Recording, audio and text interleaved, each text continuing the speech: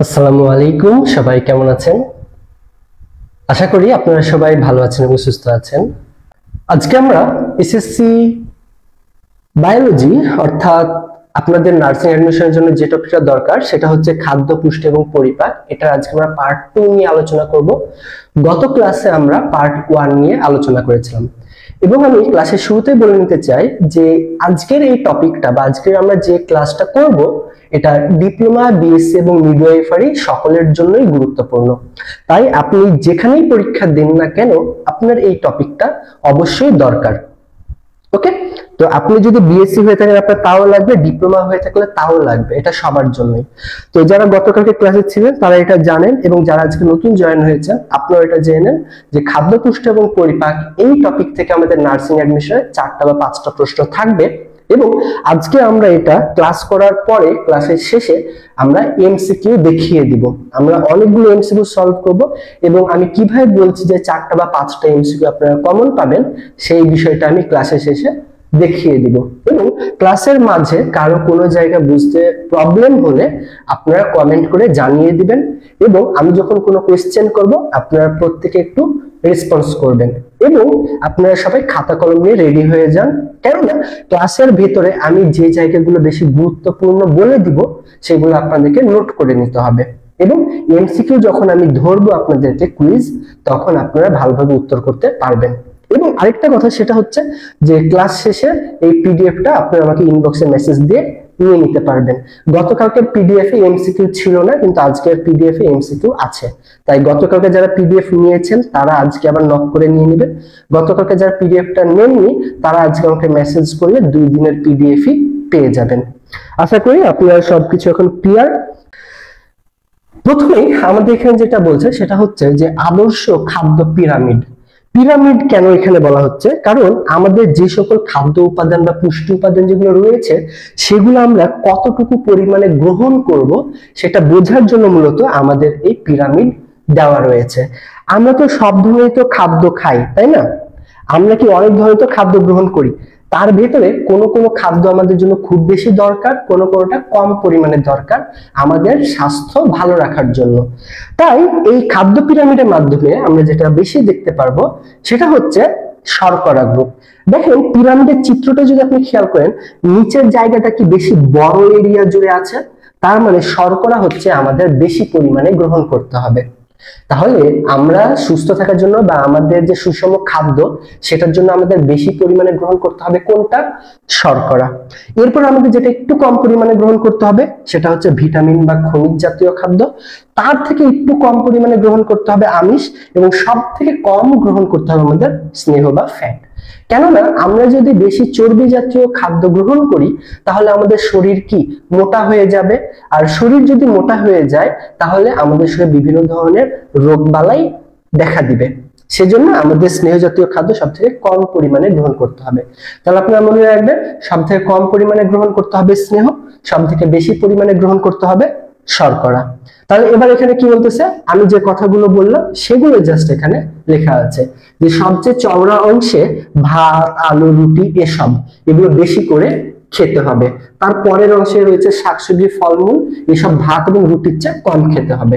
মানে আমি আপনাদেরকে যে কথাটা বললাম সেটাই এখানে লেখা আছে। আরেকটা বিষয়, আপনারা যারা আমার কথাটা একটু মনোযোগ দিয়ে শুনবেন আপনাদের পিডিএফ পড়তে অনেক ইজি লাগবে, কেননা আমি আপনাদেরকে বইয়ের কথাগুলো অনেক ইজি করে উপস্থাপন করার চেষ্টা করি। সেজন্য আপনারা যারা মনে করছেন যে পিডিএফ তো আছে আমি পিডিএফ থেকে পড়ে নিব, কিন্তু পিডিএফ থেকে পড়তে আপনার যদি 1 ঘন্টা সময় লাগতো, আমার এই কথাগুলো শুনলে আপনার এই পিডিএফ 20 থেকে 30 মিনিটে শেষ হয়ে যাবে। সেজন্য আপনারা প্রত্যেকে আমার কথাটা মনোযোগ দিয়ে শুনবেন। তাহলে আমাদের আদর্শ খাদ্য পিরামিড হয়ে গেল, ঠিক আছে?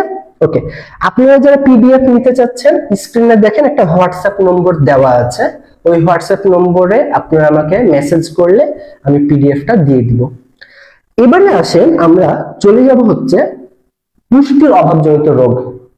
এতক্ষণ ধরে আমরা বিভিন্ন ধরনের পুষ্টি নিয়ে আলোচনা করলাম। এখন এই ধরনের পুষ্টিগুলো যদি আমরা কম পরিমাণে গ্রহণ করি বা এই ধরনের পুষ্টি যদি আমাদের অভাব হয় তাহলে কি কি রোগ হতে পারে সেটা আমাদের জানা খুব বেশি জরুরি এবং এটা পরীক্ষাতে আসার মতো একটা টপিক।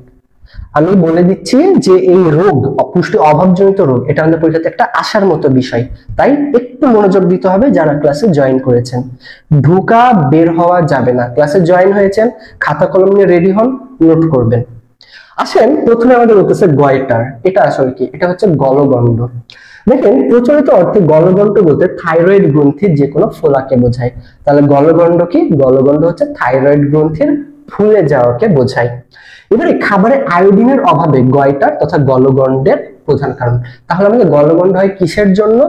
আয়োডিনের অভাবে। কিসের অভাবে হয়ে থাকে? আয়োডিনের অভাবে। তাহলে সমুদ্র থেকে দূরে উত্তরবঙ্গ বা পার্বত্য এলাকার আয়োডিন একটু কম থাকে, সেজন্য এই এলাকার মানুষদের গলগণ্ড হওয়ার সম্ভাবনা বেশি। এবং গলগণ্ড হলে দেখতে এরকম মনে হয়, গলার কাছটা অনেক বেশি ফুলে যাবে। দেখেন ছবিটাতে অনেক বেশি ফুলে গেছে। এবারে আসেন রাতকানা রোগ। রাতকানা বলতে আমরা কি মনে করছি? যে রাতের বেলায় অন্ধ, এরকম? দেখেন কি বলতেছে, ভিটামিন এ এর অভাবে চোখ ক্ষতিগ্রস্ত হয়ে জিরোপথ্যালমিয়া নামক রোগ হয়। তাহলে কিসের অভাবে হচ্ছে? মনে রাখতে হবে ভিটামিন এ এর অভাবে। এটা পরীক্ষাতে চলে এসেছে। ভিটামিন এ এর অভাবে যে আপনাদের রাতকানা রোগ হয়, এটা নার্সিং অ্যাডমিশনে চলে এসেছে। ওকে, তাহলে এই ভিটামিন এ এর অভাবে চোখ ক্ষতিগ্রস্ত হয়ে জিরোপথ্যালমিয়া নামক রোগ হয়। সরাসরি কিন্তু রাতকানা হচ্ছে না, প্রথমে কি হচ্ছে? জিরোপথ্যালমিয়া হচ্ছে। এবারে ভিটামিন এ এর অভাব পূরণ না হলে রোগটির মাত্রা বাড়তে থাকে এবং জিরোপথ্যালমিয়ার 7 থেকে 8টি মাত্রা রয়েছে, যার সর্বনিম্ন মাত্রা হচ্ছে রাতকানা। তাহলে আশা করি বুঝতে পারলেন যে ভিটামিন এ এর অভাবে যে শুধু রাতকানা হবে তা না, এরপরে আরো অনেক বড় বড় ক্ষতি হতে পারে। সাধারণত 2 থেকে 5 বছরের শিশুদের মধ্যে এই রোগ বেশি দেখা দেয়। এতে চোখের সংবেদী রড কোষগুলো ক্ষতিগ্রস্ত হয়। তাহলে কোন কোষ ক্ষতিগ্রস্ত হলে রাতকানা রোগ হয়? রড কোষ। এটা একটু মনে রাখতে হবে আপনাদেরকে, যে চোখের সংবেদী রড কোষ। তাহলে কোন কোষ, চোখের কোন কোষটা ক্ষতিগ্রস্ত হলে আমাদের রাতকানা হতে পারে? রড কোষ। মনে রাখতে হবে এটা। এরপরে অল্প আলোতে ভালো দেখতে পায় না। এরা প্রথম স্টেজ অল্প আলোতে ভালো দেখতে পায় না, পরে ধীরে ধীরে এরা অন্ধ হয়ে যায়। তাহলে চোখ সবকিছু ঝাপসা দেখা যায়, রোগটা বেড়ে গেলে কর্নিয়া ঘোলাটে হয়ে যায়। তাহলে আপনারা মনে রাখতে হবে যে এই জিরোপথ্যালমিয়া রোগের যদি আমরা সর্বশেষ স্তরের দিকে যদি চলে যাই, তাহলে আমাদের কি হবে? কর্নিয়া ঘোলাটে হয়ে যাবে। তখন মানে ধীরে ধীরে এটা ঠিকভাবে ভিটামিন অভাব পূরণ যদি না হতে থাকে, তাহলে এক পর্যায়ে গিয়ে কি সে একেবারে অন্ধ হয়ে যাবে। তাহলে আমাদের অবশ্যই পরিমাণ মতো ভিটামিন এ গ্রহণ করতে হবে। ওকে, এরপরে আমরা এখানে চলে আসছি রিকেটস রোগ কি? রিকেটস হচ্ছে ভিটামিন ডি এর অভাবে হয়ে থাকে। এরপরে অন্ত্রে ক্যালসিয়াম এবং ফসফরাস শোষণ, দাঁত ও হাড় গঠন প্রভৃতি শারীরবৃত্তীয় কাজে এই ভিটামিন প্রয়োজন। তাহলে ভিটামিন ডি আমাদের কি কি কাজ করছে? ভিটামিন ডি আমাদের করছে হচ্ছে ক্যালসিয়াম ফসফরাস শোষণ করতে সাহায্য করছে, দাঁত ও হাড় গঠনে সহায়তা করছে। তাহলে দাঁত এবং হাড় গঠনে সহায়তা করে কোন ভিটামিন? Vitamin D. দাঁত এবং হাড় গঠনে সহায়তা করে ভিটামিন ডি। এবং আরেকটা বিষয় বলি, যারা আজকে নতুন, এই পিডিএফ এ অনেকগুলো দেখবেন লাল কালিতে লেখা আছে। যেগুলো লাল কালিতে লেখা এগুলো মোস্ট ইম্পর্টেন্ট। যেগুলো আমাদের কালো কালি সেগুলোও গুরুত্বপূর্ণ, কিন্তু লাল কালির গুলো বেশি গুরুত্বপূর্ণ। এরপরে আসেন কি বলতেছে, শিশুদের পর্যাপ্ত পরিমাণে ভিটামিন ডি সমৃদ্ধ খাবার খাওয়াতে হবে। চোখ এবং জলাঙ্গল ঢেকে রেখে নবজাতক কিছুক্ষণ রোদের আলোতে রাখতে হবে। এবং সূর্যালোকে অতিবেগুনি রশ্মি প্রবাহে শরীরের কোলেস্টেরল থেকে ভিটামিন ডি তৈরি হয়। তাহলে সূর্যের আলোতে রাখলে সেই শিশুর দেহে যে কোলেস্টেরল থাকে সেখান থেকে মূলত ভিটামিন ডি তৈরি হয়। কিন্তু অনেকেই আসলে আমরা মনে করতাম যে সূর্যের আলো থেকে হয়তো সরাসরি ভিটামিন ডি পাই। না, সূর্যের আলো থেকে কখনো সরাসরি ভিটামিন ডি পাওয়া যায় না, পাওয়া যায় হচ্ছে মূলত কোলেস্টেরল থেকে। তাহলে সূর্যের আলোতে রাখলে কোলেস্টেরলের সাহায্যে মূলত আমাদের দেহে ভিটামিন ডি তৈরি হয়। এবং এটা কাদের ক্ষেত্রে প্রযোজ্য? শিশুদের ক্ষেত্রে। কাদের ক্ষেত্রে? শিশুদের ক্ষেত্রে। ঠিক আছে, ওকে। এরপর আমরা চলে আসছি হচ্ছে রক্ত শূন্যতা, যেটাকে ইংরেজিতে বলা হয় অ্যানিমিয়া। আপনারা দুইটাই একটু মনে রাখবেন, রক্ত শূন্যতাও মনে রাখবেন, অ্যানিমিয়া কথাটাও মনে রাখবেন। তাহলে রক্ত শূন্যতা হচ্ছে দেহের এমন একটি অবস্থা যখন বয়স এবং লিঙ্গভেদে রক্তে হিমোগ্লোবিনের ঘনত্ব স্বাভাবিকের তুলনায় কমে যায়। তাহলে হিমোগ্লোবিনের পরিমাণ কমে গেলে আমাদের কি হতে পারে? রক্ত শূন্যতা বা অ্যানিমিয়া। অপশন যদি অ্যানিমিয়া থাকে তাও উত্তর, রক্ত শূন্যতা থাকলে তাও উত্তর।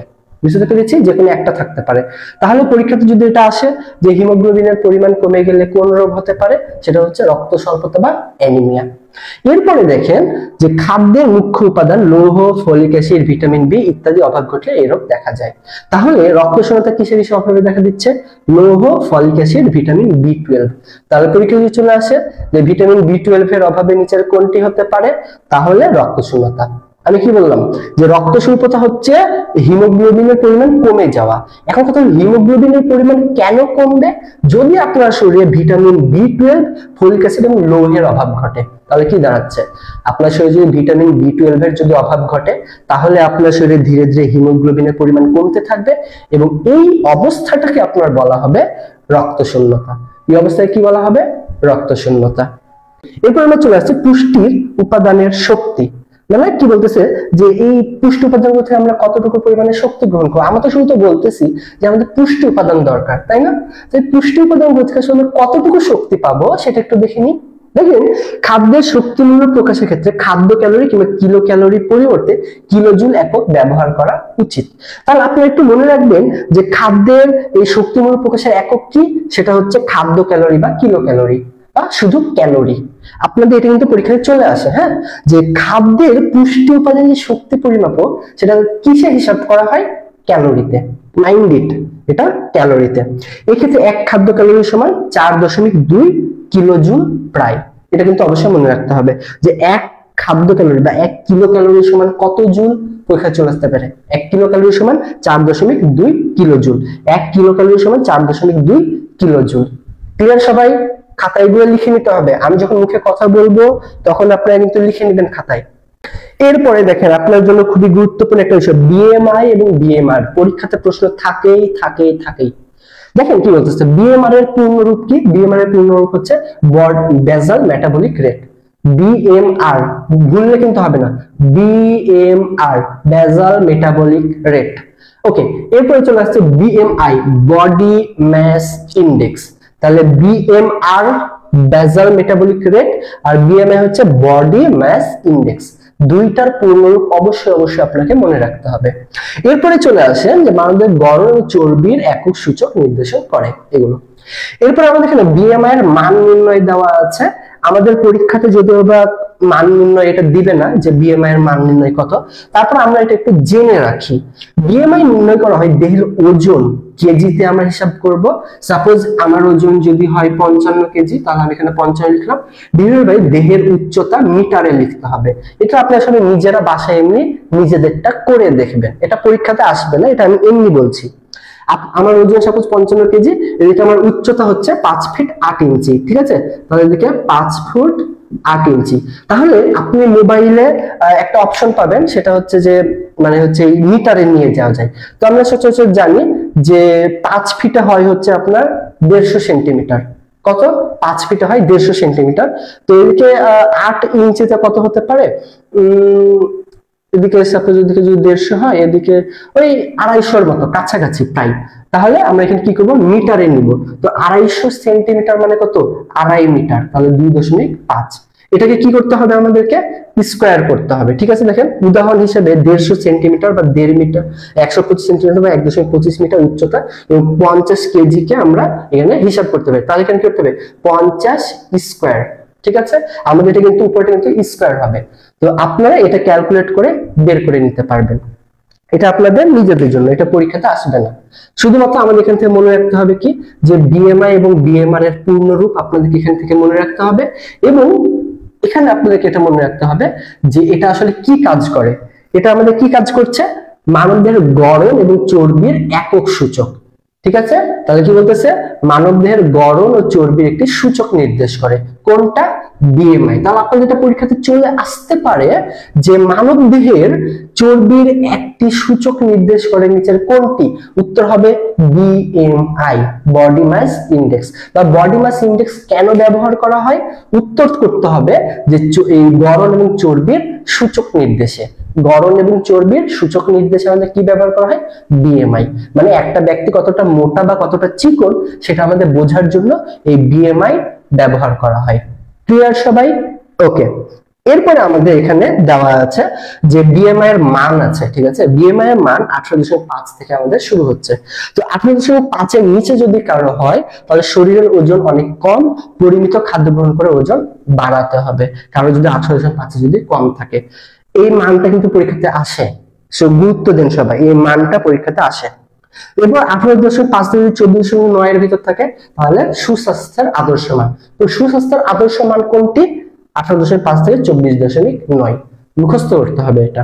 এরপরে 25 থেকে 29.9 সেটা হচ্ছে শরীরের ওজন অতিরিক্ত ব্যায়াম করে কমাতে হবে।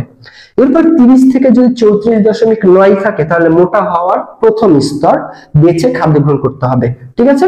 আপনাদেরকে একটা বলি যে 35 থেকে 29.9 হয় তাহলে মোটা হওয়ার দ্বিতীয় স্তর। তো কথা হলো যে এই দুইটা মুখস্থ না করলেও চলে, এই দুইটা পরীক্ষাতে আসার সম্ভাবনা একেবারেই কম। এই দুইটা মান পরীক্ষাতে আসার সম্ভাবনা একেবারেই কম, তাই এটা মুখস্থ না রাখলেও চলবে। কোনটা মুখস্থ রাখতে হবে? 40 এর উপরে যদি হয় তাহলে অতিরিক্ত মোটাত্ব, মৃত্যু ঝুঁকির আশঙ্কা, ডাক্তারের পরামর্শ প্রয়োজন, ঠিক আছে। তাহলে আপনারা খুব বেশি মনে রাখতে হবে কি যে আদর্শ মান কোনটা বা সুস্বাস্থ্যের আদর্শ মান কোনটা? 18.5 থেকে 24.9, 18.5 থেকে 24.9, এবং 18.5 যদি কম হয় তাহলে তাদেরকে বলা হয় চিকন, অনেক চিকন। দেখেন এবার আমরা একটা ছবি দেখবো। দেখেন এখানে কিন্তু আমাদের ছবি দিয়ে বুঝিয়ে দিয়েছে যেন আমাদের একটু সুবিধা হয়। হ্যাঁ, এখানে আমরা কয়েকজন ছেলে এবং কয়েকজন মেয়ের আমরা এখানে ছবি দেখতে পাচ্ছি। তো এখানে এর কি হচ্ছে 18.5 এর চেয়ে কম, অর্থাৎ কেউ যদি এরকম একদম চিকন যদি হয়ে থাকে তাহলে এর আদর্শ না, এর বিএমআই অনেক কম। এবং কারো যদি 18.5 থেকে 24.9 থাকে তাহলে সে হচ্ছে সঠিক ওজন। এবং মনে রাখবেন যে কারো যদি 30 এর অধিক হয় তাহলে সেটা হচ্ছে স্থূলকায়। তাহলে আপনাদের পরীক্ষায় চলে আসতে পারে যে স্থূলকায়ের বিএমআই মান কত। আরেকবার আমি বলছি যে স্থূলকায় এর বিএমআই মান কত, উত্তর করতে হবে 30 এর বেশি।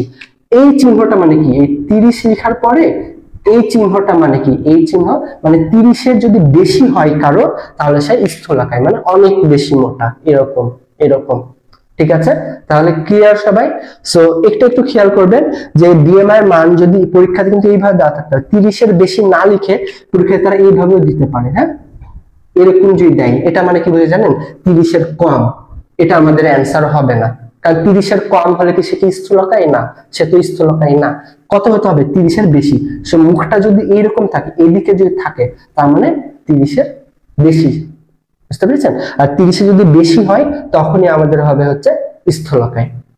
ওকে, এটাকে বলা হয় হচ্ছে গ্রেটার দেন। এই চিহ্নটার নাম কি? এই চিহ্নটার নাম হচ্ছে গ্রেটার দেন এবং এটার নাম হচ্ছে লেস দেন। আমি যেভাবে যেভাবে প্রশ্ন বলছি পরীক্ষাতে কিন্তু এইভাবেই প্রশ্ন আসবে, ঠিক আছে। যে স্থূলকায়ের বিএমআই মান কত? 30 এর বেশি, বা বিএমআই এর মান কত হলে সেটাকে আমরা স্থূলকায় বলবো? সেটা হচ্ছে 30 এর বেশি। প্রশ্নগুলো এইভাবেই হবে, সেজন্য আমি যেভাবে প্রশ্নগুলো বলছি আপনি এইভাবেই পড়বেন, অনেক ইজি হয়ে যাবে আপনাদের জন্য। এরপরে চলে আসেন, এখানে কি বলতেছে যে খাদ্যদ্রব্য সংরক্ষণের রাসায়নিক পদার্থের ব্যবহার। খাদ্যদ্রব্য সংরক্ষণ, আমরা এতক্ষণ ধরে যে এত ধরনের যে খাদ্য নিয়ে যে কথা বললাম, এই খাদ্যগুলোকে আমাদের তো সংরক্ষণ করতে হবে, নয়তো খাদ্যগুলো তো নষ্ট হয়ে যাবে। তাই সেক্ষেত্রে আমাদের এখানে কি বলতেছে যে খাদ্য সংরক্ষণে বিভিন্ন স্বাস্থ্যসম্মত অনুমোদিত রাসায়নিক পদার্থ ব্যবহার করা হয় যাতে খাদ্যদ্রব্য পচে না যায়।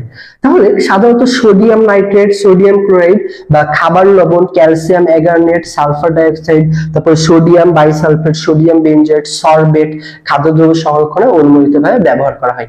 তবে এর ভিতরে আপনারা একটু মনে রাখবেন যে সরবেট, ঠিক আছে, সরবেটটা হচ্ছে বেশি ভালো, সরবেট এবং এটা হচ্ছে বেশি ভালো, তারপরে ভালো হচ্ছে সোডিয়াম বেনজয়েট, ঠিক আছে।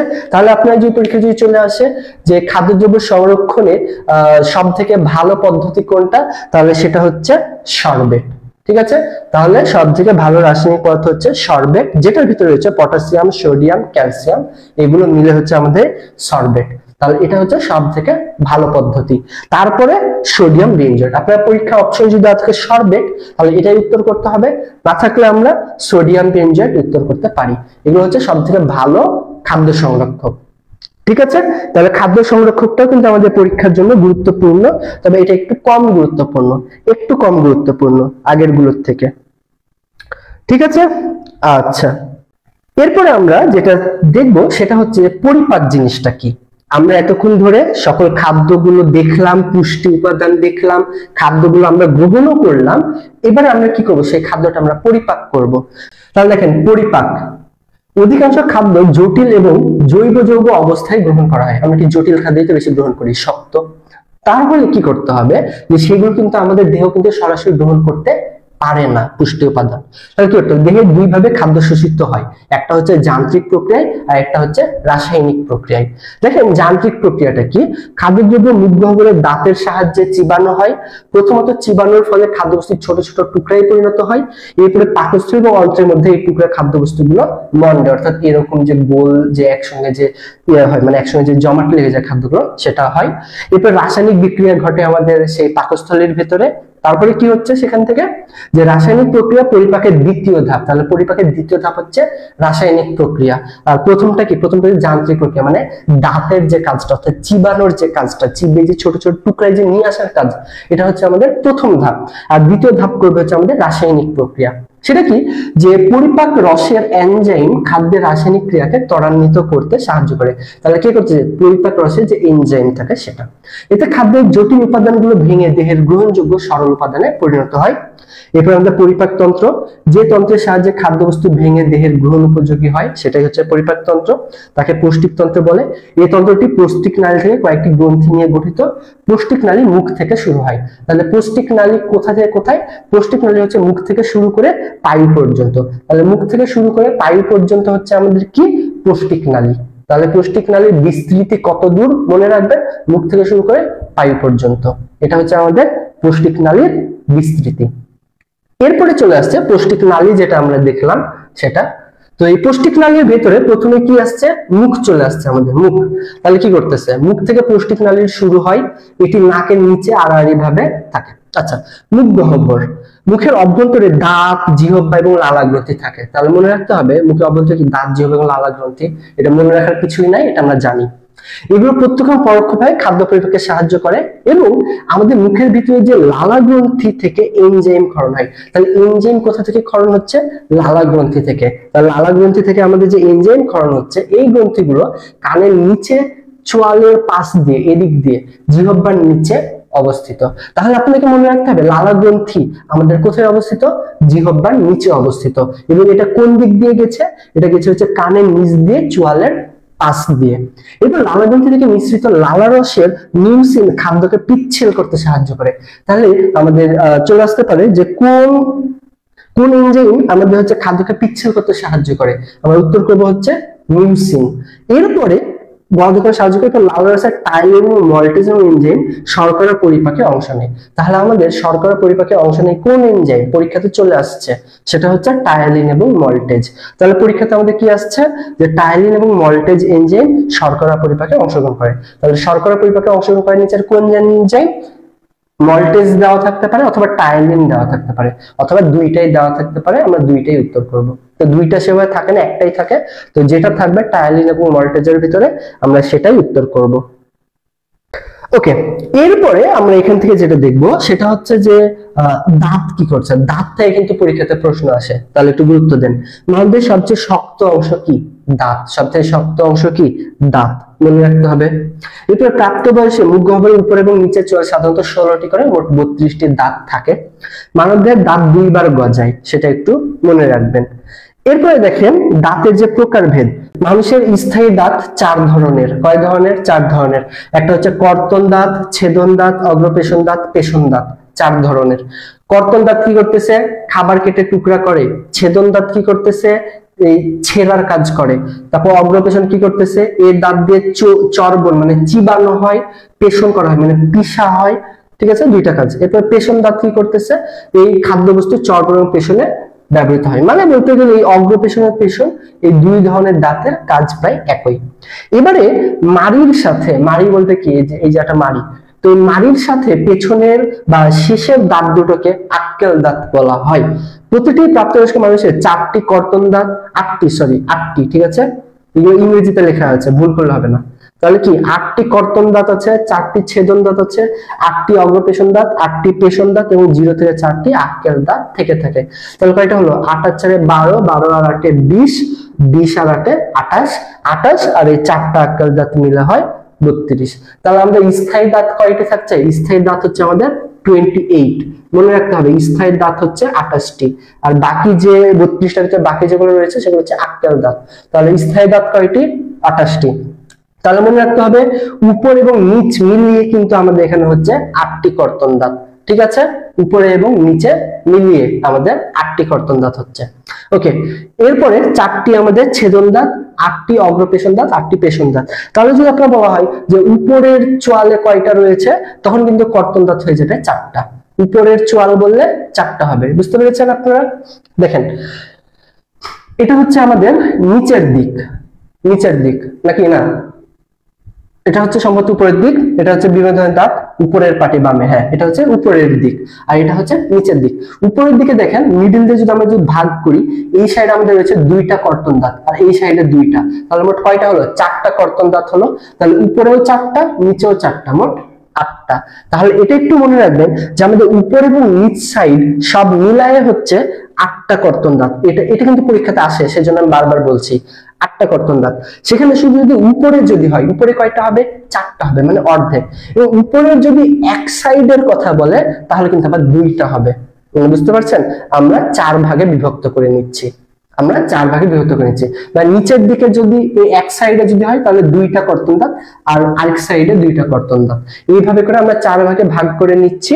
4 ভাগে ভাগ করলে হয় 2টা করে, এই সাইডে 2টা, উপরে এই সাইডের উপর 2টা, 4টা, নিচে 2টা, এই সাইডে 2টা, 4টা, মোট 8টা হচ্ছে আমাদের কর্তন দাঁত। এরপরে 4টা ছেদন দাঁত, মানে একটা একটা করে আছে, উপরে একটা একটা একটা একটা, এইভাবে করে আমাদের আছে দেখেন ছেদন দাঁত, একটা এখানে একটা এখানে একটা, 2টা উপরে, এবং নিচেও একই ভাবে। এবং আরেকটা বিষয় যে আপনাদের এগুলো ইংরেজিতে আসার সেভাবে আসে না, বাট এটা আপনাদের জানতে হবে। তো কেউ যদি মনে করেন যে ইংরেজিটা আমার মুখস্থ করতে সমস্যা, না করলে হবে, বাট মুখস্থ ইংরেজি যেগুলো আছে সেটা আপনাদের মুখস্থ করলে বেশি ভালো। দেখেন, দাঁতের গঠন, প্রতিটি দাঁতের 3টি অংশ থাকে, খুব ভালোভাবে মনে রাখতে হবে। প্রতিটি দাঁতের কয়টি অংশ? 3টি অংশ। সেটা হচ্ছে মুকুট। মুকুটটা কি? মুকুট হচ্ছে মাড়ির উপরের অংশ। তাহলে মাড়ির উপরের অংশকে কি বলা হয়? মুকুট। মাড়ির ভিতরের অংশকে বলা হয় মূল, দাঁতের মধ্যবর্তী অংশকে বলা হয় গ্রীবা। এগুলো মনে রাখতে হবে। তবে এগুলো থেকে কখনো পরীক্ষায় প্রশ্ন আসেনি, সো আপনাদের আসতেও পারে, হ্যাঁ, একটু কম গুরুত্বপূর্ণ। তাহলে 3টা অংশ, মুকুট মাড়ির উপরের অংশ, মূল হচ্ছে মাড়ির ভিতরের অংশ, এবং গ্রীবা হচ্ছে দাঁতের মধ্যবর্তী অংশ। এরপরে আমাদের এখানে চলে আসছে সেটা হচ্ছে যে প্রতিটি দাঁত যেসব উপাদান নিয়ে গঠিত সেটা কি? ডেন্টিন। এই জায়গা থেকে পরীক্ষাতে প্রশ্ন আসে, এই জায়গা থেকে পরীক্ষাতে প্রশ্ন আসে, তাহলে একটু মনোযোগ দিতে হবে যে ডেন্টিন, ডেন্টিন কি করতেছে? দাঁত প্রধানত ডেন্টিন নামক শক্ত উপাদান দিয়ে তৈরি। এটা পরীক্ষাতে চলে এসেছে, হ্যাঁ, যে দাঁত প্রধানত ডেন্টিন নামক শক্ত উপাদান দিয়ে তৈরি। এনামেল কি? দাঁতের মুকুট অংশে ডেন্টিনের উপরিভাগে এনামেল নামক কঠিন উপাদান থাকে। এনামেল এবং dentine calcium phosphate, calcium carbonate এবং ক্লোরাইড দিয়ে তৈরি। তারপরে চলে আসতে পারে এনামেল কি দিয়ে গঠিত? সেটা উত্তর হচ্ছে আপনাদের ক্যালসিয়াম ফসফেট, ক্যালসিয়াম কার্বনেট এবং ক্লোরাইড। ওকে, এগুলো দিয়ে। এরপর আমাদের দন্তমজ্জা কি? পাল্প। সেটা হচ্ছে যে ডেন্টিনের ভিতরের ফাঁপা হচ্ছে নরম অংশকে আমাদের দন্তমজ্জা বলা হয়। এর ভিতর ধমনী, শিরা, স্নায়ু, নরম কোষ থাকে। দন্তমজ্জার মাধ্যমে ডেন্টিন অংশে পুষ্টি এবং অক্সিজেন সরবরাহ হয়। এরপর আমাদের সিমেন্ট। সিমেন্ট নামক পাতলা আবরণ দাঁতের মূল অংশকে, ডেন্টিনকে আবৃত করে রাখে। এই সিমেন্টের সাহায্যে দাঁত মাড়ির সাথে আটকানো থাকে। তাহলে মনে রাখতে হবে যে ডেন্টিনের আবরণের নাম কি? সেটা হচ্ছে আমাদের সিমেন্ট, কারণ সিমেন্টে কি করতেছে? আমাদের ডেন্টিন অংশটাকে আবৃত করে রাখতেছে। ঠিক আছে, তাহলে কি আবৃত করে রাখতেছে? সিমেন্ট। আপনি এটা মনে রাখবেন যে আমাদের ঘর বাড়িকে যেমন সিমেন্ট আবৃত করে রাখে, ঠিক একই ভাবে আমাদের এই ডেন্টিনকেও আবৃত করে রাখছে। এরপর গলবিল চলে আসছে। তাহলে আপনার এই জায়গাটা ক্লিয়ার? এই জায়গা থেকে কিন্তু প্রশ্ন এসেছে বিগত বছরে, সো এই জায়গাটা কিন্তু অনেক বেশি গুরুত্বপূর্ণ। ওকে, ক্লাসের শেষ পর্যন্ত আপনারা ওয়েট করেন, ক্লাসের শেষে আপনারা বুঝতে পারবেন যে কি কি প্রশ্ন এসে থাকে, কতটা গুরুত্বপূর্ণ সেগুলো। এরপর গলবিল, যেটাকে ইংরেজিতে বলা হয় ফ্যারিংস। মুখ গহ্বরের পরের অংশ হচ্ছে গলবিল। মুখ গহ্বর থেকে খাদ্যবস্তু গলবিলের মধ্য দিয়ে অন্ননালীতে যায়। এরপরে অন্ননালী, পাকস্থলী, তারপর হচ্ছে অন্ত্র। এই জায়গাগুলো আপনারা পড়ে নেবেন, এখানে আমার বলার মতো কিছু থাকছে না। তারপরে চলে আসছে হচ্ছে ক্ষুদ্রান্ত। পাকস্থলী থেকে বৃহন্ত পর্যন্ত বিস্তৃত লম্বা প্যাঁচানো নলটিকে বলা হয় ক্ষুদ্রান্ত। মনে রাখতে হবে ক্ষুদ্রান্ত আবার 3টি অংশে বিভক্ত: ডিওডিনাম, জেজিওনাম এবং ইলিয়াম। ক্ষুদ্রান্তে ডিওডেনামে পিত্তথলি থেকে পিত্তনালী এবং অগ্নাশয় থেকে অগ্নাশয় নালী এসে মিলিত হয়। তাহলে কোথায়? ডিওডেনামে এসে মিলিত হচ্ছে। কে মিলিত হচ্ছে? পিত্তথলি থেকে যে পিত্তনালী সেটা এবং অগ্নাশয় থেকে যে অগ্নাশয় নালী সেটা। তাহলে পিত্তনালী এবং অগ্নাশয় নালী কোথায় এসে মিলিত হচ্ছে? ডিওডেনামে। ওকে, এরপরে পিত্তনালীর মাধ্যমে যকৃতের পিত্তরস এবং অগ্নাশয় রস ডিওডেনামে এসে পৌঁছায়। কিসের মাধ্যমে? পিত্তনালীর মাধ্যমে। এরপরে ক্ষুদ্রান্তের গায়ে আন্তরিক গ্রন্থিও থাকে। ক্ষুদ্রান্ত অন্তঃপ্রাচীরে আঙুলের মতো প্রকৃত অংশ থাকে, এদেরকে ভিলাস বলে। ভিলাস পরিপাকৃত খাদ্য উপাদান শোষণ করে। That's it. এরপর বৃহদন্ত্র, ইলিয়াম থেকে পাই পর্যন্ত বিস্তৃত মোটা নলাকৃতি অংশ হচ্ছে বৃহদন্ত্র। তাহলে আপনাকে একটু মনে রাখতে হবে যে ইলিয়াম থেকে পাই পর্যন্ত বিস্তৃত মোটা নলাকার আকৃতি কি বলা হয়? সেটা হচ্ছে আমাদের বৃহদন্ত্র বলা হয়। বৃহদন্ত্র তিনটি অংশে বিভক্ত, সেটা হচ্ছে সিকাম, কোলন এবং মলাশয়। এটা হচ্ছে সিকামের সাথে অ্যাপেন্ডিক্স নামক ক্ষুদ্র নলের মতো প্রভৃতি সংযোগ থাকে। বৃহদন্ত্রে মূলত পানি শোষিত হয়, মল তৈরি হয় এবং মল জমা থাকে। শেষ। এরপরে পায়ু, সেটা হচ্ছে পুষ্টিকরী শেষ প্রান্ত অংশ, ছিদ্রপথী হচ্ছে পায়ু। এগুলো নর্মাল বিষয়, এগুলো অতটা ওরকম না। এরপর আসছে আমাদের পৌষ্টিক গ্রন্থি। পৌষ্টিক গ্রন্থির ভিতরে কি হচ্ছে? যেসব গ্রন্থির রস খাদ্য পরিপাকে অংশ নেয় তাদেরকে আমাদের পরিপাক গ্রন্থি বা পৌষ্টিক গ্রন্থি বলে। এরপর লালা গ্রন্থি আছে, যে মানুষের 3 জোড়া লালা গ্রন্থি। কয় জোড়া? 3 জোড়া, মানে 6টি। মুখস্থ করে ফেলতে হবে। 2 কানের সামনে এবং পিছনে 1 জোড়া করে, যেটাকে বলা হয় প্যারোটিড গ্রন্থি। তার মনে রাখতে হবে কানের সামনে এবং পেছনে কোন গ্রন্থি রয়েছে? প্যারোটিড গ্রন্থি। চোয়ালের নিচে রয়েছে 1 জোড়া সাবমেন্ডিবুলার এবং চিবুকের নিচে 1 জোড়া সাবলিঙ্গুয়াল গ্রন্থি আছে। ওকে, আচ্ছা, তাহলে আমাদের মোট 3 জোড়া। এগুলো পৃথক পৃথক নালীর মাধ্যমে মুখ গহ্বরে উন্মুক্ত হয়। লালা গ্রন্থি থেকে নিঃসৃত রস লালা নামে পরিচিত। লালা রসে টাইলিন নামক এনজাইম এবং পানি থাকে। তাহলে লালা রসে কোন এনজাইম থাকছে আমাদের? টাইলিন নামক। লালা রসে কোন এনজাইম থাকছে আমাদের? টাইলিন নামক এনজাইম থাকছে। এরপর আমাদের যকৃৎ দেওয়া আছে, যেটাকে ইংরেজিতে বলা হয় লিভার। তো মধ্যচ্ছদার নিচে উদরগহ্বরের উপরে পাকস্থলীর ডান পাশে যকৃৎ অবস্থিত। এটি মানবদেহের সবচেয়ে বড় গ্রন্থি। তাহলে মানবদেহের সবচেয়ে বড় গ্রন্থি কোনটি? যকৃৎ বা লিভার। এটা পরীক্ষাতে চলে এসেছে। এরপরে এর রং লালচে খয়েরি। ওকে, এরপরে আমরা এখান থেকে যেগুলো দেখবো সেটা হচ্ছে পিত্তরস ক্ষারীয় গুণ সম্পন্ন। পিত্তরস কেমন? পিত্তরস হচ্ছে ক্ষারীয় গুণ সম্পন্ন। যকৃতে বিভিন্ন ধরনের জৈব রাসায়নিক বিক্রিয়া ঘটে, তাই একে রাসায়নিক গবেষণাগারও বলা হয়। তাহলে রাসায়নিক গবেষণাগার বলা হয় কাকে? যকৃৎকে। যকৃৎকে কি বলা হয়? রাসায়নিক গবেষণাগার। ঠিক আছে, মনে থাকবে।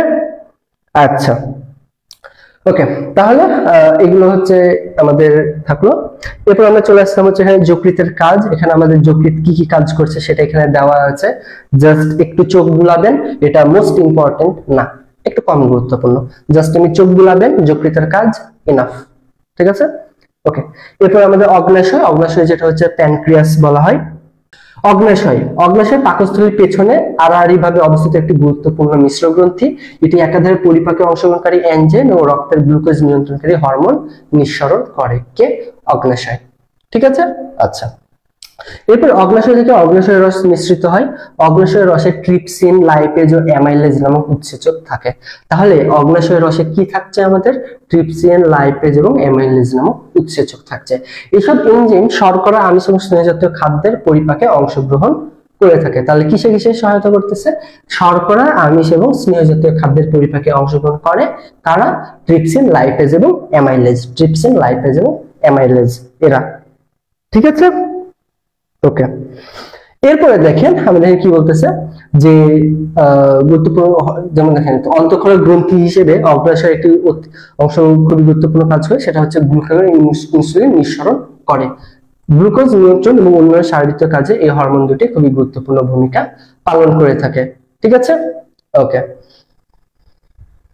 তাহলে আপনারা বলেন তো যে ইনসুলিন নিঃসৃত কোথা থেকে? আমাদের অগ্নাশয় থেকে। ঠিক আছে, আচ্ছা। তাহলে এই গ্লুকাগন এবং ইনসুলিন নিঃসৃত হচ্ছে কোথা থেকে? অগ্নাশয় থেকে। এবং ইনসুলিন কি কাজে ব্যবহৃত হয়? গ্লুকোজের মাত্রা ঠিক রাখার জন্য এবং ডায়াবেটিস ঠিক রাখার জন্য। ঠিক আছে, ডায়াবেটিস ঠিক রাখার জন্য আমাদের কে সাহায্য করে? এই ইনসুলিন। ইনসুলিনটা কি করতেছে? গ্লুকোজের মাত্রা স্বাভাবিক রাখছে। বুঝতে পেরেছি? তাহলে আমাদের ইনসুলিন কোথা থেকে নিঃসৃত হচ্ছে? অগ্নাশয় থেকে। এটা পরীক্ষায় চলে এসেছে। এরপরে ওকে ভাইয়া একটু আবার বুঝাই দেন কোনটা অগ্নাশয়। ওকে, এটি অগ্নাশয়টা আসলে কি কাজ করতেছে? অগ্নাশয়টা মূলত আমাদের এক্ষেত্রে যে জায়গাটা দরকার সেটা হচ্ছে এখান থেকে কিছু এনজাইম মিশ্রণ হচ্ছে। সেটা কি, যে অগ্নাশয়ে ট্রিপসিন, লাইপোজেন, অ্যামাইলেজ নামক উৎসেচক থাকে। এইসব এনজাইম শর্করা আমিষ জাতীয় খাদ্য পরিপাকে সহায়তা করে। শেষ। এরপরে আমাদের এখানে যেটা আরেকটা কাজ, সেটা কি করতেছে, যে গ্লুকাগন এবং ইনসুলিন মিশ্রিত করে থাকে। গ্লুকাগন এবং ইনসুলিন মিশ্রিত করে থাকে কে? অগ্নাশয়। এবং আমাদের ইনসুলিনটা কি করছে? গ্লুকোজের মাত্রা ঠিক রাখছে এবং ডায়াবেটিস প্রতিরোধ করছে। ওকে, এটা হচ্ছে আমাদের মূলত এই ইনসুলিনের কাজ। ওকে, এরপর আমরা গ্যাস্ট্রিক গ্রন্থি। গ্যাস্ট্রিক গ্রন্থি হচ্ছে পাকস্থলীর প্রাচীরে থাকে। এই গ্রন্থি থেকে নিঃসৃত রস কি কি? ট্রিপসিন, লাইপেজ এবং অ্যামাইলেজ, এই যে এখানে যেটা আমরা দেখলাম, ঠিক আছে। ওকে, এগুলো আসলে মূলত কোথা থেকে? এই গ্যাস্ট্রিক গ্রন্থি থেকে নিঃসৃত হচ্ছে।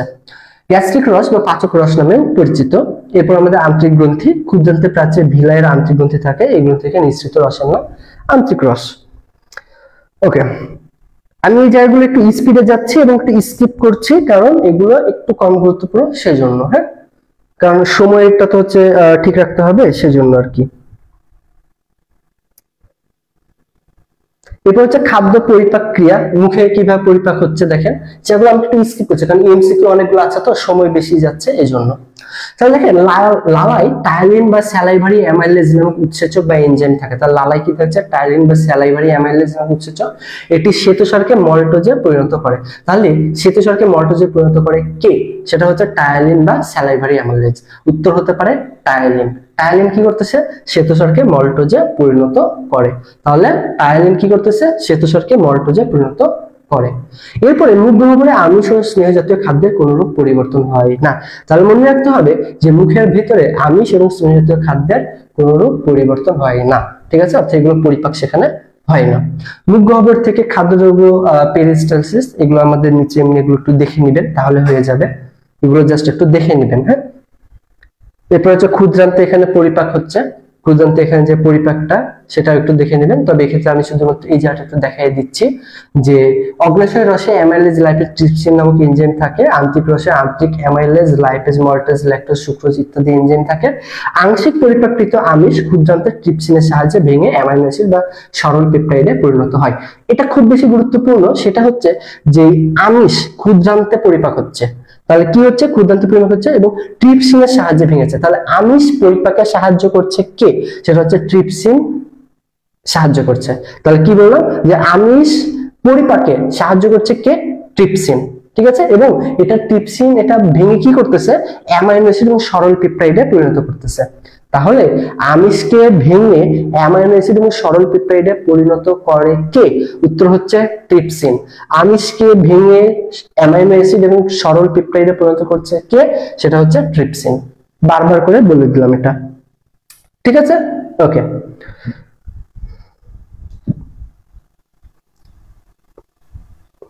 এরপর হচ্ছে এখানে আমাদের বিভিন্ন আন্তরিক সমস্যা দেওয়া আছে, জাস্ট এগুলো একটু দেখে নেবেন। ওকে, এরপরে চলে আসছে আমাদের বিগত বছরের যে প্রশ্ন। এখন আমরা এমসিকিউ সলভে চলে যাব। এখন আমরা দেখব যে কিভাবে নার্সিং এডমিশনে 4টা বা 5টা প্রশ্ন কমন আসছে। আপনারা এটা একটু উত্তর করেন যে পত্ররন্ধ্র খোলা বা বন্ধ হওয়ার জন্য দায়ী কোনটি এবং দেহে কোথায় ভিটামিন সঞ্চিত থাকে? এটা কি পড়িয়েছিলাম?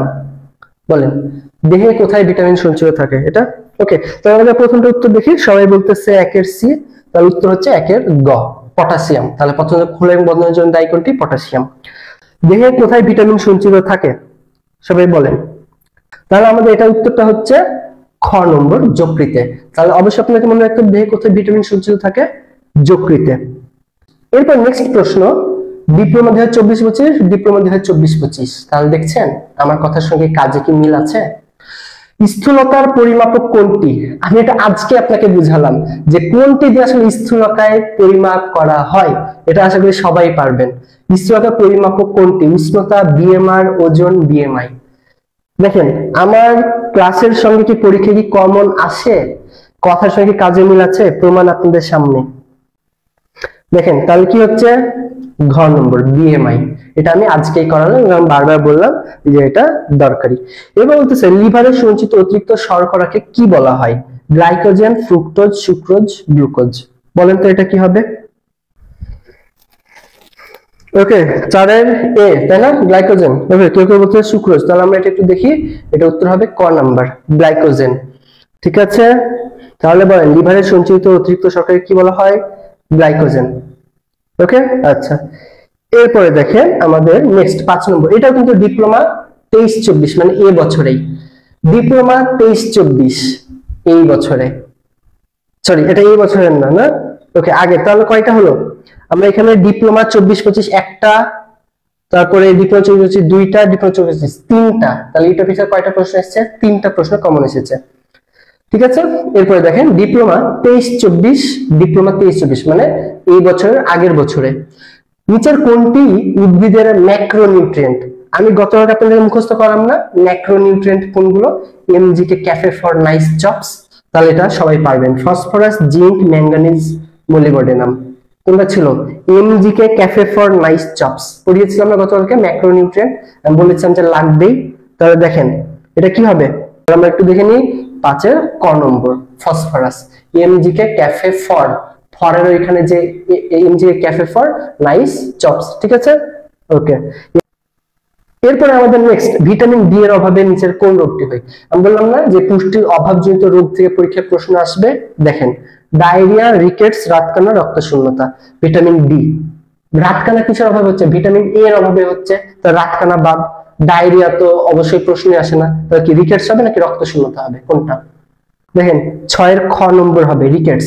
আমি তো ক্লাসে তো পড়ালাম যে রাতকানা হয় ভিটামিন এ এর অভাবে, তাহলে ভিটামিন ডি এর অভাবে রিকেটস রোগ হয়। শিশুদেরকে সূর্যের আলোতে রাখতে বললাম না আমি, তাহলে সেটা কি? সেটা হচ্ছে রিকেটস। তাহলে দেখেন তো ডিপ্লোমা 23-24-এর দুইটা প্রশ্ন এসেছে। এরপরে দেখেন আবার ডিপ্লোমা 23-24, ডিপ্লোমা 23-24 কয়টা হলো? 4টা প্রশ্ন হয়ে গেল, 4টা। তাহলে দেখেন কোন ফলটি তুলনামূলক ভিটামিন সি সমৃদ্ধ? আমি এটা কিন্তু গতকালকে ক্লাসে পড়িয়েছিলাম যে সবথেকে বেশি ভিটামিন সি রয়েছে কোনটাতে, এবং উদাহরণগুলো কিন্তু আমি পড়তে বলেছিলাম যে কোন কোন ফলে সবজিতে ভিটামিন সি রয়েছে, ভিটামিন ডি রয়েছে, পড়তে বলেছিলাম। তাহলে দেখেন ভিটামিন সি সমৃদ্ধ কোন ফল, এখান থেকে কোন ফলটি ভিটামিন সি সমৃদ্ধ? সবাই উত্তর করেন দেখি। এটা উত্তর হবে হচ্ছে গ, আনারস। তাহলে কোন ফলটি তুলনামূলক ভিটামিন সি সমৃদ্ধ? আনারস। ঠিক আছে, এবং আমি বলে দিয়েছি একটু টক স্বাদ যুক্ত হবে হালকা ভিটামিন সি, তাহলে আনারস। ঠিক আছে, ওকে। মানুষের দাঁতের কঠিন অংশের নাম কি? এটা আমি আজকেই করালাম যে মানুষের দাঁতের কঠিন অংশ কোনটা? Dentine, enamel, pulp, cement. কোনটা হবে বলেন? আমি ক্লাসে যা যা করাই পরীক্ষাতে তাই তাই আসে। তার উত্তর হচ্ছে খ নম্বর, এনামেল। ঠিক আছে, তাহলে মানুষের দাঁতের কঠিন অংশের নাম হচ্ছে এনামেল। আমি কিন্তু এটা আজকে বললাম যে মানুষের দাঁতের কঠিন অংশের নাম হচ্ছে এনামেল। ঠিক আছে, তাহলে এটা কি হবে? 8-এর খ হবে। হ্যাঁ, দেখেন আমি যদি এখানে চলে যাই যে মানুষের দাঁতের অংশে, তাই না, দেখেন এখানে কিন্তু দেওয়াই আছে, কি দেওয়া আছে? এনামেল। দাঁতের মুকুট অংশের ডেন্টিনের উপরিভাগে এনামেল নামক কঠিন উপাদান থাকে। তাহলে এনামেলটা কি? সব থেকে কঠিন উপাদান। ঠিক আছে, এবং দাঁত প্রধানত ডেন্টিন নামক শক্ত উপাদান দিয়ে তৈরি। এখানে হচ্ছে ডেন্টিন নামক শক্ত উপাদান দিয়ে তৈরি কি? দাঁত। কিন্তু কথা হলো যে এই ডেন্টিনটা আবার কি? দাঁতের মুকুট অংশের ডেন্টিনের উপরিভাগে এনামেল কঠিন উপাদান থাকে। তাহলে আমরা এখানে বলছি কঠিন। এই জায়গাটা কিন্তু আপনারা গুলাই ফেলছেন, ডেন্টিন এবং এনামেলের ভিতরে আপনারা গুলাই ফেলছেন, এটা গুলালে হবে না। ঠিক আছে, তাহলে আমাদের এখানে এনামেলটা হচ্ছে সবচেয়ে সঠিক উত্তর, যে এনামেল নামক কঠিন উপাদান থাকে, এটা হচ্ছে কঠিন উপাদান। ঠিক আছে, আর এটা হচ্ছে শক্ত, ডেন্টিন নামক শক্ত। কঠিন আর শক্তের ভেতর একটু পার্থক্য আছে, কঠিন এবং শক্তের ভেতরে সামান্য কিঞ্চিত পার্থক্য আছে। তাহলে ডেন্টিন হচ্ছে শক্ত, এটা বলতেছে কঠিন উপাদান। বুঝতে পারছেন? তাহলে পরীক্ষায় দেখেন কি দিয়েছে, পরীক্ষাতে আমাদের দিয়েছে হচ্ছে